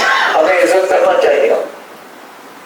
لیکن یقین جانیں کہ رسول کی جو اسرا کی رات ہے، اس کی حقیقت مجھے فلمی گانے سے معلوم. لتا کا ایک گانا میں نے سنا اور مجھے لگا کہ یہ میرے لیے گا رہی ہے، یہ مجھے کچھ سمجھا رہی ہے. وہ گانا میں آپ کو پیش کروں. یہ گانا اسرا کا گانا ہے، اس رات کا گانا ہے جب نبی کریم کی ملاقات اللہ سے ہوئی. تقدیر جگا کر آئی، تقدیر جگا کر آئے ہوں، ایک نئی دنیا بسا کر آئے. ہوا چپکے ہی چپکے اشارہ، آنکھ ملتے ہی بدلا زمانہ. میرے ہونٹوں پہ گیت اسی کے، میرے بولوں میں بول اسی کے. میں ایک نغمہ چرا کر لائی ہوں. کون سا نغمہ ہے؟ نماز. میں ایک اس رات ملی تھی. میرے لحاظ سے نماز فرض نہیں ہے، مجھے مانیں گے آپ، تحفہ ہے اللہ کا. بے شک. اس رات کے دن اللہ نے گفٹ دیا ہے، سبحان اللہ. وہ خدا کا تحفہ ہے. میں ایک نئی نغمہ چرا کر لائی، تقدیر جگا کر لائی. تو جناب والا، میں نے دین کسی عالم से, किसी दीनी आलिम से नहीं सीखा। मैं कभी मस्जिद नहीं गया, जाना चाहिए, मेरी कोताही है, जुमे की जुमे जाता हूँ। मास्टर फिरके है, किस फिरके में जाएंगे आप? नहीं, कोई फिरका नहीं है, मैं फिरकों में यकीन नहीं करता, किसी फिरके में कोई यकीन नहीं करता। फिरके हमको समझना पड़ेगा, फिरके पॉइंट्स ऑफ व्यू हैं, आप इसमें लड़ने के लिए नहीं बने। फिरके हमारी इस्लाम का सबसे बड़ा एसेट है, क्योंकि वो एक रियलिटी पे मुख्तलिफ ज़ाविये हैं, उन पे लड़ाई नहीं करनी चाहिए भाई, हमको समझना। अच्छा छोड़ें, ये बात और हो जाएगी। बात यह है कि मैंने जो दीन सीखा है वो इस जमीन, इस मिट्टी से सीखा है। और जनाब साहब, उड़ गए पंछी, उड़ गए पंछी, हथी रह गईया टोरा, उड़ गए पंछी।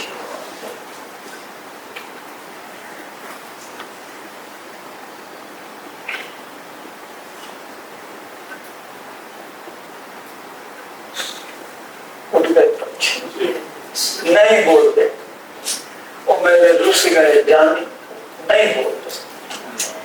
तो जनाब साहब, मैं तो एक पिंजरा हूँ, मैं रसूल की कदरत मंजिलत क्या बयान करूँगा, और मैं उनकी जो आसमानी हकीकत है मुझ जैसा माजूर आदमी बयान नहीं कर सकता। बहुत शुक्रिया।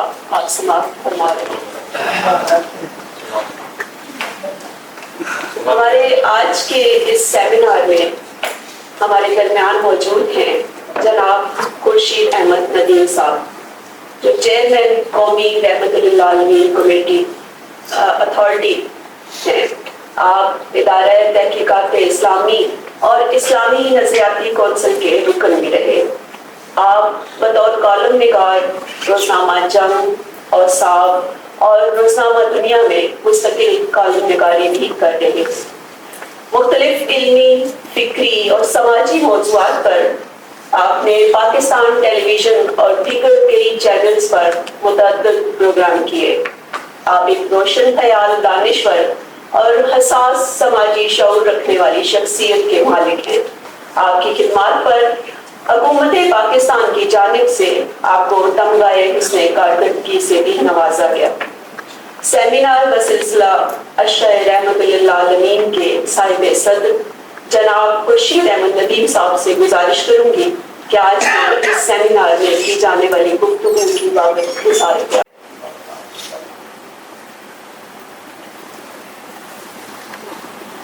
ये सदारत मेरा ख्याल एक इजाफी चीज है। असल तो मैं सब लोगों का तालबीन इसमें तो और बैठे आजकल जो दो किताबें सीरत में मेरे मुताला है पाकसी तो बात साहब की और मुफ्ती साहब की बात करी सीरत पर कहना है हमारे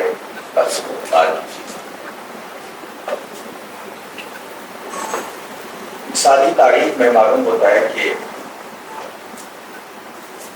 कभी कभी पास इतनी बड़ी शख्सियत अल्लाह ताला खींच देता है कि इंसान की तारीख में नहीं आ सकती, लेकिन इंसान की जस्तजू उसकी ख्वाहिश होती है कि वो हर शय को पहले वो पास ऐसी चीजों को भी चाहता है कि उसके जहन की गिरफ्त में आ जाए जो असलन उसके जहन से नहीं। इसके नतीजे में अफराद व तफरीक पैदा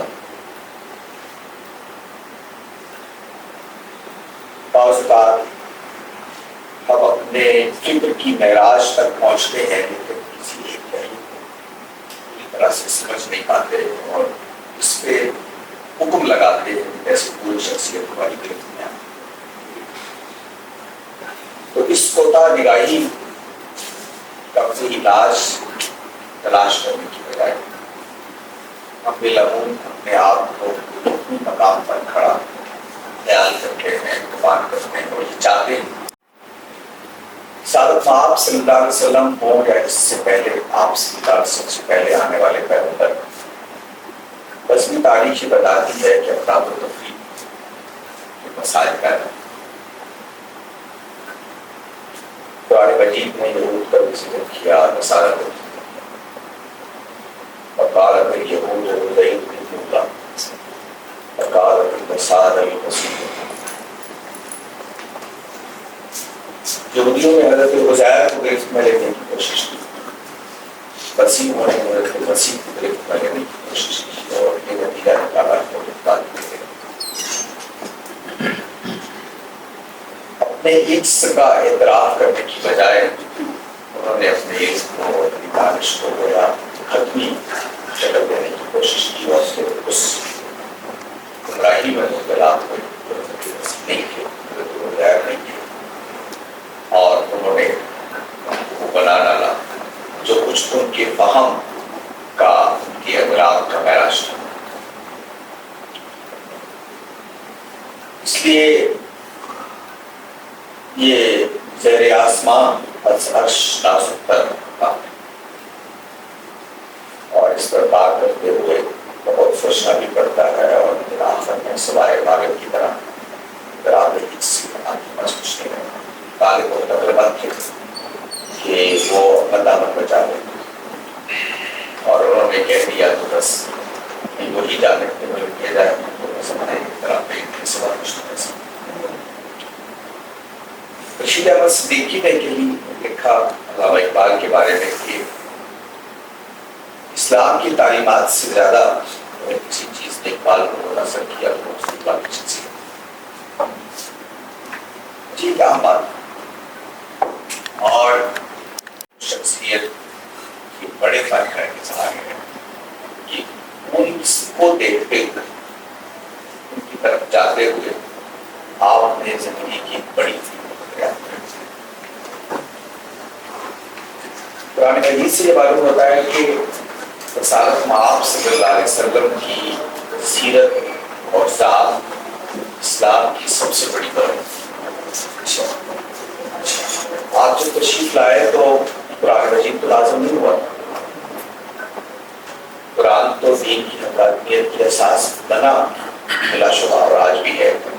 اس وقت تو نہیں تھا کہ جب آپ اعلان نبوت فرما رہے تھے اور وہ اس سے مطالبہ کر رہے تھے مجھے پیغمبر مانا، اس وقت تو کوئی آیت نہیں سنائی، اس وقت تو کوئی بات نہیں، اس کی بنیاد پر اس کو بھی قرآن مجید نے بیان کیا۔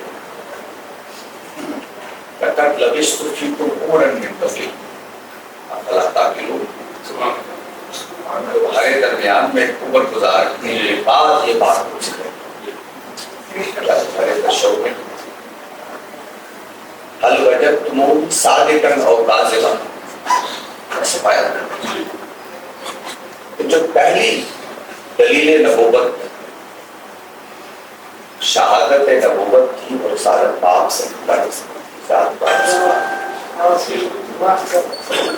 تو یہ پہلی گواہی لوگوں سے جب مطالبہ کیا گیا کہ آپ پر ایمان لائیں، جبریل علیہ السلام کی لائی ہوئی یہی کی بنیاد پر نہیں کیا گیا سیرت۔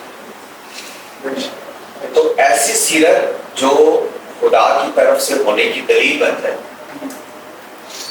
اس کو گرفت میں لینے کی انسانی کوشش مطلوب بھی ہے، ضروری بھی ہے، انسانی نفس کا مطالبہ بھی ہے، لیکن جیسے میں نے عرض کیا اس میں اپنی حدود کا لحاظ رکھتے ہوئے اگر ہم چاہیں گے کہ اپنی گرفت میں لے شاید دوسری کامیابی کچھ ہمارے ہاتھ آ جائے، ورنہ کہ قرآن خاصہ ہمارا معاملہ بھی کھولا ہو جائے تو سارا جائے۔ یہی انسانی ضرورت ہے جس نے سیرت نگاری کی روایت کی اور انسان نے اپنے خارج کو دیکھ لیا، سیرت سے کچھ اخذ کچھ اصول کی کوشش۔ اب انسان جب خارج میں کھڑا ہو چیز دیکھ رہا ہوتا ہے، خارج اس کی نفسیات کے اثرات امریکہ میں تو میں فلسفہ پڑھتا تھا، یورپ میں رہتا تھا، وہاں پہ تعلیم دیا وہ خارجی ماحول میں ایک افتاد تباہ ہو جاتا. یہاں تشریف لائے پنجاب کے دلی بازاروں میں گئے تو یہاں کی صوفیانہ فضا میں تعصب ہے. انسان جس ماحول میں خارج میں جہاں رہ رہا ہوتا ہے اس کے ساتھ کرتا ہے. سیرت نگاری بھی اسی سے بارے کہ انسان نے اپنے عہد سے متعلق کرنے کی کوشش کی سیرت کو، یہ اپنے عہد میں کھڑا ہو کر سیرت کو جاننے کی کوشش کی. مثال کے طور پر سیرت نگاری کا آغاز مغازی سے ہوتا ہے. اگر آپ دیکھیں پہلے باب تاریخ کا جو ہے وہ مغازی جنگوں کے حالات، اس کی وجہ یہ ہے کہ وہ عہد جس میں سیرت کو سمجھنے کی کوشش کی جا رہی ہے جنگوں کا عہد ہے، اس میں ہیروز جنگوں سے وجود میں آتے ہیں، اس میں آپ کی ساری تہذیب کی تشکیل جنگوں میں ہوتی ہے. سیرت نگاری کا فن شروع ہوتا ہے تو مغازی سے شروع ہوتا ہے. بعد میں آگے پھر ظاہر ارتقاء کے مراحل سے گزرتا ہوا وہ آج تک ہمارے سامنے آتا ہے. اس سیرت نگاری کی تاریخ میں پھر خارجی عوامل کے ذریعے اثر کئی طرح کی چیزوں ہمارے سامنے رکھا اور سیرت نگاری میں کئی طرح کے اسالیب سامنے آئے. مثلاً بعد میں لوگوں نے سمانے کے اعتبار سے سیرت میں آپ کی زندگی کے اہم واقعات یا کب پیدا ہوئے، کہاں پیدا ہوئے، فلاں میں پیدا ہوئے، اس کے زیر اثر تاریخ کی سمانی عادت ہے سیرت. اس پر بہت ساری چیزیں آپ کو نہیں. پھر کچھ لوگوں نے موضوعاتی سیرت لکھا، کوئی موضوع پیدا ہوا، کوئی فکری چیلنج پیدا ہوا تو لوگوں نے چاہا کہ رسالت مآب صلی اللہ علیہ وسلم موضوعاتی سیرت کا ادب. پھر اکثر مفتی صاحب جیسا آدمی جو کلچرل پس منظر میں چیزوں کو دیکھنے کا ایک اسلوب رکھتا ہے، اس کو سہل سمجھتا ہے کہ اگر کسی کلچرل پس منظر میں کوئی چیز سامنے آئے تو لوگوں کو سمجھا سکتا ہے، بہتر سمجھ سکتا ہے. اس کی خواہش ہوتی ہے کہ وہ لوگوں کو بھی اسی اسلوب میں چیزوں کو سمجھائیں. اس کے اندر کا جو یہ کلچرل انسان ہے اس نے بھی لوگوں سے کلام پایا اور انہوں نے موضوعاتی اعتبار کے ساتھ کلچرل اور ادبی اعتبار سے سیرت افسانہ نگار تھا، اس نے افسانوی انداز اپنایا. مجھے یاد ہے دو چیزیں بچپن میں ہم نے پڑھی تھی تو آج تک ذہن سے نہیں گئی. ایک ہندوستان کی عالم ہے محمد عنایت اللہ سلطانی صاحب کی کتاب ہے محمد عربی. تو آپ کبھی پڑھیں تو آپ کبھی چاہے گا کہ پڑھتے چلیں. ایک اسی طرح ہمارے قاضی صاحب نے لکھی تھی دورہ یدی، بچپن میں پڑھی تھی تو فاروق اعظم ایک شاعر تھے تو اپنے پس منظر کے ساتھ انہوں نے سیرت کو سمجھنے کی، سیرت کو ہمارے سامنے رکھنے کی کوشش کی. نظریاتی وجود بھی ہوتا ہے کسی لکھنے والے، وہ یہ چاہتا ہے کہ اپنے نظریے کے کانٹیکسٹ میں سیرت کو دیکھ سکے، اس کو بیان کرے. مثال کے طور پر مولانا سید ابوالعلا مودودی ہمارے یہاں مذہب کو آئیڈیالوجی بنانے میں بنیادی کردار ہے. ٹھیک ہے دین کی، اس میں انہوں نے دین کو ایک آئیڈیالوجی کے طور پر، آئیڈیالوجی ایک ٹرم ہے علم کی، میں اس کو اس کانٹیکسٹ میں دیکھتا ہوں سیاست میں بھی اور دیگر سماجی علوم میں. تو انہوں نے اس کو ایک آئیڈیالوجی کے طور پر دیکھا. انہوں نے کہا کہ اسلام اصل میں تحریک ہے. تو جب تحریک ہوتا ہے تو سیرت کو بھی تحریکی نقطہ نظر سے دیکھا. اس سلسلے کی کوئی نمائندہ کتاب آپ دیکھنا چاہیں تو میں اس کے ساتھ دوسرے انسان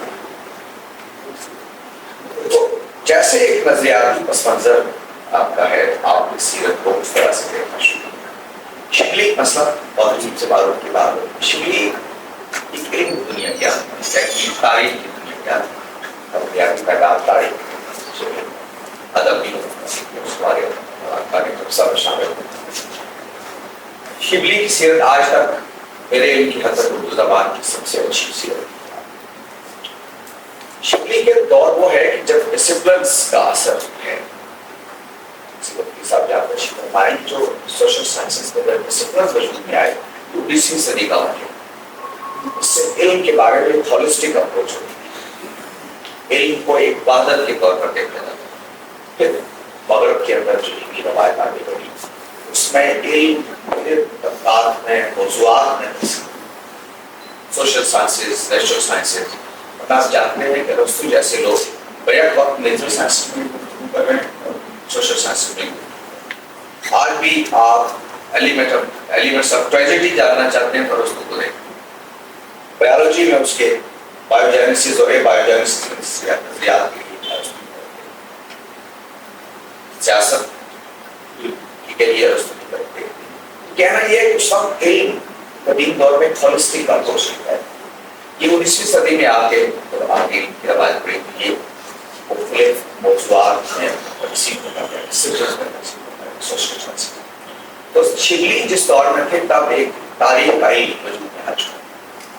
جب علم وجود میں آتا ہے تو اس کے کچھ آداب متعین ہوتا ہے، کیسے اس سے آپ نے رسائی کو کسی علم کی دنیا میں اپنے قرب رکھنا ہے، اس کی بنیادی آداب کیا ہے۔ شبلی کے دور میں تاریخ علم بن چکا اور اس کے ظاہر سورا پورا کر دیا تھا کے بارے میں۔ تو شبلی کی جو تاریخ کی کتاب ہے وہ صرف اس پس نظر نہیں، اور پھر انہوں نے اس کا صوفیہ دیکھی گیا تو اس طرح کا نظر آیا۔ ایک چیز تنقیدی شعور ہے جس کے تحت کتابیں جب یہ ڈسپلن بنا اور آپ کو معلوم ہے کہ علم کی دنیا میں کہا جاتا ہے، اس پر پایا جاتا ہے کہ علم معروضیت اس کی طرف ہے، اور مغرب کا جو ایپسٹمولوجی ہے، جو مغرب کا جو علم ہے اس کے بارے میں گمان یہ ہے کہ وہ ایک بڑا موضوعاتی ہوتا ہے۔ اورینٹلزم کے تحت سیرت کے لوگوں نے لکھا اور بہت ساری چیزیں کی۔ یہ میں اس کو تبصرہ نہیں کرتا کہ کتنا موضوعی ہے، کتنا سبجیکٹو ہے، کتنا آبجیکٹو ہے، لیکن اس سے ایک اور طرح کی روایت پیدا ہوتی ہے۔ اس کے نتیجے میں ہمارے یہاں ایک تنقیدی سیرت کی کانٹیکس میں آتا ہے۔ اس کے لیے مور کتاب پروفیسر سید یہ تو باقی سیرت میں کیا ایک تنقیدی بالکل شبلی کے اسلوب پر بھی تنقید ہوئی ہمارے یہاں۔ سیرت مصطفیٰ اور سر کتابیں سیرت نگاری کا جو منہج ہے شبلی نے اس روایت اس پہ بھی تنقید شروع۔ تو ایک اور طرح کی روایت سیرت نگاری میں آپ ہمارے یہاں پروان چلے ایک فقہ سیرہ بھی پورا کام، سیرت سے آپ نے کام کا استعمال کرنا رسالت مقصد سے سیکھنا ہے۔ فقیہانہ مزاج، ایک فقیہ کا مزاج، ایک جورسٹ کا مزاج جو ہے وہ جب سیرت سے رجوع کرتا ہے اسی طرح سیرہ اور طرح کا ڈسپلن کہنا یہ ہے کہ سیرت نگاری کا یہ جو سارا عمل ہے یہ بتا رہا ہے کہ انسان کیسے جزوی طور پر اتنی بڑی شخصیت کو اپنی گرفت میں لینے کی کوشش کر سکتا ہے۔ یعنی یہ سارے اسالیب پر مبنی ابھی انہوں نے بتایا کہ کتنی ہزار کتابیں کی جاتی ہیں، وہ اصل میں یہ ساری انسانی کاوش ہے کہ بڑی شخصیت کو ہما جیسی شخصیت کو گرفت میں لینے کی کوشش۔ دور جدید میں پھر یہ کہتے ہیں کہ دور جدید کی ساخت کو اگر ہم سامنے رکھیں اس میں سوشل سائنسز کو ایک باقاعدہ حیثیت حاصل ہوگی علم کی دنیا کے اندر، اور بڑی ضرورت پیش آئی کہ انسان کو آپ اینتھروپولوجی اور سوشیولوجی کی کانٹیکسٹ میں یعنی سماج کو سامنے رکھتے ہوئے ہم سمجھتے ہیں اس کی ایک زندہ اور تازہ مثال سوشل سائنسز بایولوجی کا پس منظر ہے اور کلچر کو ایک خاص حوالہ ہے۔ کتاب ایک اور کتاب کی کانٹیکسٹ میں اور بات کہنا چاہوں گا کہ یہ وہ سارے جیتے ہیں جو علم کی ایک جیت زمانی بھی ہوتی، آپ کس عہد میں رہتا ہے اور آپ کا مخاطب کون سا معاشرہ ہے۔ اب سے مفتی صاحب نے کتاب کے بارے میں یہ کہا، شان نزول بیان کی، یہ انگریزی سمجھنے والے مغرب کا اس کے لیے لکھی۔ اب اس کا اپنا ایک مائنڈ سیٹ جو انگریزی پڑھتا ہے، انگریزی کلچر کے اندر پڑھا چڑھا ہے، اس کے ہاں ایک اور طرح کا کلچر ہے جس میں وہ سیرت کو سمجھنے کی، اس کو سمجھانے کی کوشش ہو رہی ہے۔ مثال کے طور پر ہمارے یہاں پیغمبر کا تصور ہے، یہ ہمارے وہم و گمان میں نہیں ہو سکتا کہ زمین پر نام لکھا ہو ہم اس سے بے تکلف یہ نہیں ہو سکتا۔ اتنے بلاغات کی ہمارا جو تہذیبی کلچر پس منظر ہے ایشینس میں یہ ممکن نہیں، لیکن مغرب میں یہ نہیں ہے۔ جیزس زمین پر لکھا ہوں ہے کہ افریقہ کی شہر چوکیا Salt Lake City footpath پر لکھا ہوا تھا جیزس وی ٹرسٹ۔ وہ انہوں نے لکھا جو ان پر ایمان لائے، ایسا نہیں ہے لوگ چل رہے ہیں لیکن فٹ پاتھ پر۔ اب اس تہذیبی پس منظر میں یہاں کا آدمی اس کو نہیں سمجھ سکتا، وہاں کا تہذیبی پس منظر کے بارے یہاں کو نہیں سمجھ سکتا۔ اب جب تھوڑی دیر رسالت کے واقعات ہوتے ہیں، ہم جس رد عمل کا اظہار کرتے ہیں مغرب کا ذہن اس کو اپنی گرفت میں نہیں لے سکتا۔ یہ کیا بات ہے کہ رسالت میں آپ صلی اللہ علیہ وسلم پر تنقید ہو، ایسے اس کے گرفت میں یہ چیز نہیں آتی۔ وجہ کیا ہے؟ وجہ اس کا اپنا کلچر انوائرمنٹ ہے، اس کا پس منظر ہے۔ تو یہ جو کتاب لکھی ہم نے یہ اصل میں اس پس منظر میں رہنے والے لوگ، چنانچہ اصطلاحوں کا استعمال، لفظوں کا انتخاب اصل میں اس کی ذہنی سطح یا اس کی جو انداز تفہیم ہے اس کو سامنے رکھتے ہیں۔ اسی لیے اس کے اردو ترجمے میں میرا خیال ہے کہ مشکل کا سامنا کرنا پڑا ہوگا خاتون کو جنہوں نے اس کا ترجمہ کیا، اور اس کو پڑھتے ہوئے مجھے بہت چیزوں کا یہ احساس ہوا کہ اردو اور یہاں کی بات سے متعلق کرانے میں شاید وہ چیز کو اور پڑتا ہے۔ اس لیے کہ بعض اوقات وہ کلچر پس منظر بہت سارے خیر کو آپ کی نگاہوں سے روشن کر دیتا ہے جس تک آپ کی رسائی ہونی چاہیے۔ تو میرا خیال ہے کہ اس پہلو سے بھی اس کتاب کو دیکھنا مجھے بہت بڑی جو عجیب چیز اس کتاب میں لگی وہ یہ ہے کہ جدید ذہن جو عام طور پر سوشل سائنسز کے بیک گراؤنڈ میں ڈیولپ ہوا اور جو نیشنل کر کی چیزوں کو دیکھتا ہے، وہ عام طور پر بہت ساری ایسی روایتوں کا سوال اٹھاتا ہے جو اس کی عقل کی گرفت میں نہیں آتی، یا جو کہ یہ اس کے ارکان خمسہ کی گرفت میں نہیں آتی، حصی علم نہیں اس سے اس سے وہ نسبت حصی نہیں ہو قائم ہو پاتی۔ تو وہ روایتوں کو ان کے بارے میں بالعموم ایک رائے ہمارے بنتی ہے، قبول نہیں کرتی۔ یہ سید کا اسکول آف تھاٹ۔ تو مجھے حیرت ہوئی کہ بہت ساری وہ روایتیں جو شاید میرے نزدیک کتابیں میں بچے روایت کا اکثر مفتی صاحب کو قبول کر دی اور ان کی توجیہ کرنے کی کوشش۔ اب وہ توجیہ کتنی قابل قبول ہو سکتی ہے یہ ایک الگ مسئلہ ہے۔ اصل میں قرآن کی ایک روایت مشہور واقعہ ہے ہماری تفسیر کی کتابوں میں، روایتوں میں وہ بیان ہوتا ہے۔ سورہ نجم کی آیات رسالت پاک صلی اللہ علیہ وسلم وہ آیات تلاوت کروائی، اس میں ایک جملہ ایسا بھی آیا جس کے بارے میں ہمارے روایت میں کہا کہ شیطان کی طرف سے ملتا ہوں، اور آپ نے جملہ کو آداب نظام کیا اور اس کے بعد لوگوں نے اس میں یہ کہا گیا کہ یہ جو دیوی ہوتا ہے یہ بھی شفاعت کرتے ہیں، اس کو بھی یہی تو جھگڑا اللہ تعالیٰ کو بھی مانتے تھے، تو وہ بڑا جھگڑا ختم ہو گیا، وہ لوگ بھی سجدے میں گر گئے اور سارا ہو گیا۔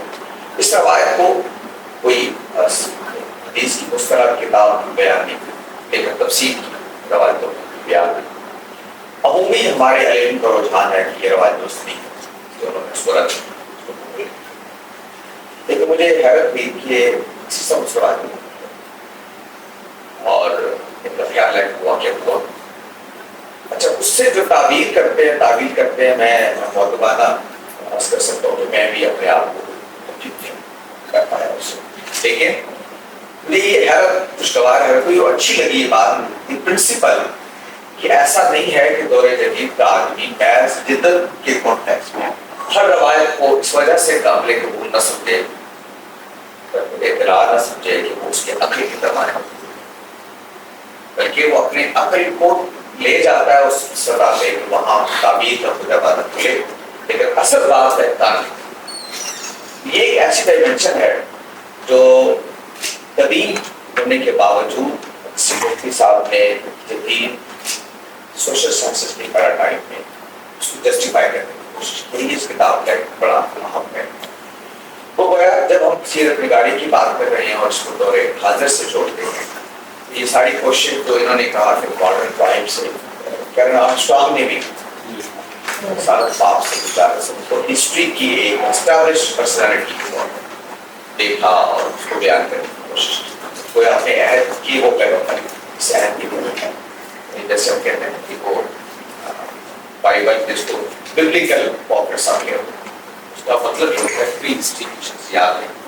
آپ چاہیں تو مانیں تو علم کی دنیا اس کا اثبات کرنے کے لیے تیار ہے، لیکن ساتھ کا معاملہ یہ نہیں ہے، وہ اس میں تاریخ کی روشن دور میں ہو۔ اس لیے آپ تاریخ آپ ایمان لائیں یا نہ لائیں، لیکن آپ کی ذات سے آپ کی بات کرنا بحال ہے، لوگوں نے کیا اگرچہ لیکن وہ بحال ممکن ہے۔ تو تاریخ ایک اسٹیبلش پرسنالٹی کیرن آرمسٹرانگ نے بھی کہا، تو انہوں نے بھی یہ گویا اپنے تازے تحریر سے یہ بتانے کی کوشش کی کیسے ہمارے ایسے متعلق ہو گئے اور سوشل سائنس پرسپیکٹو، اور مجھے متاثر ہوا میں کہ اس سے تحریر سے اور سیرت کی چیزیں بہت گہری نظر آئی۔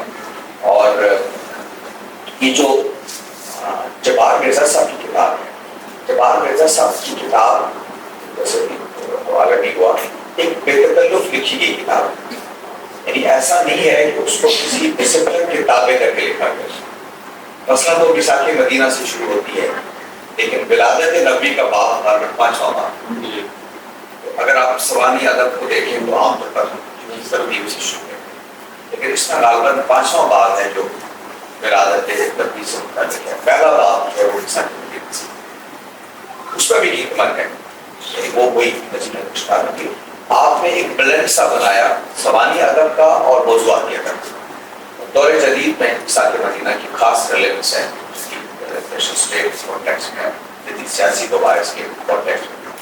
تو باہر یہ سارا جو ادب ہے سیرت کا، میں سمجھتا ہوں کہ ہمارے کچھ وقت بھی ہے کہ ڈاکٹر محمد طاہر صاحب کی بھی سیرت میں کچھ چیزیں ہیں جو انشاءاللہ بہت ساری شعبوں کی آنے والی ہیں، پہلے بھی انہوں نے لکھا اور انہوں نے سیرت کی موقعات بھی ہیں، سیرت کی لٹریچر کا انہوں نے ایک طرح سے انسائکلوپیڈک نوعیت کا کام کیا ہے، وہ انشاءاللہ جلد چھپنے والا ہے۔ اور ڈاکٹر صاحب بھی اس کے سزاوار کے لیے کام کرتے ہیں، یہ اللہ تعالیٰ کی ذوق بھی ہے، اس کا مطالعہ بھی ہے۔ تو بہت شکر گزار ہوں میں ادبیات کا اور ڈاکٹر کے بارے میں ساتھ اتنے ذیل لوگوں سے ہماری ملاقات کروائی اور بابا کر سکتے رسالت باب صلی اللہ علیہ وسلم یہ تو سمجھنے کی اپنی کوشش کی۔ قرآن مجید سے معلوم ہوتا ہے کہ پیغمبر اس لیے نہیں آتے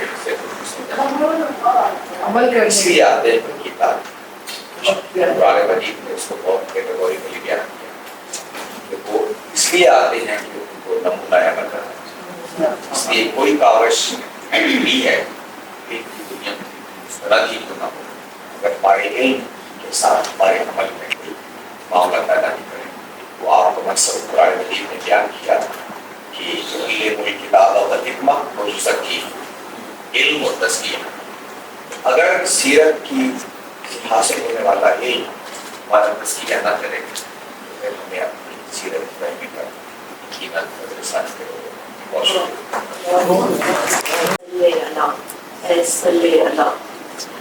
سیرت نگاری کے حوالے سے اور بالخصوص کلچرل پرسپیکٹو میں سیرت نگاری کے حوالے سے بہت خوبصورت اور بہت جامع گفتگو فرما رہے تھے جناب ہمارے صاحب صدر خورشید ندیم صاحب، اور جس طرح انہوں نے اس سیکوینس میں یہ سب کچھ گفتگو کی اور زبانی گفتگو کی، میں سوچ رہی تھی کہ ہم کوئی بہت محنت کر کے بھی اتنا اچھا مطالعہ نہیں تحریر کر سکتے جس طرح وہ گفتگو فرما رہے تھے۔ بے شک تینوں حضرات، آج کا یہ سیمینار मुआसिर ऐप में सीरत निगारी रुझानात व असाली, इस उन्वान से आपने समाअत फरमाया और आपने शिरकत की।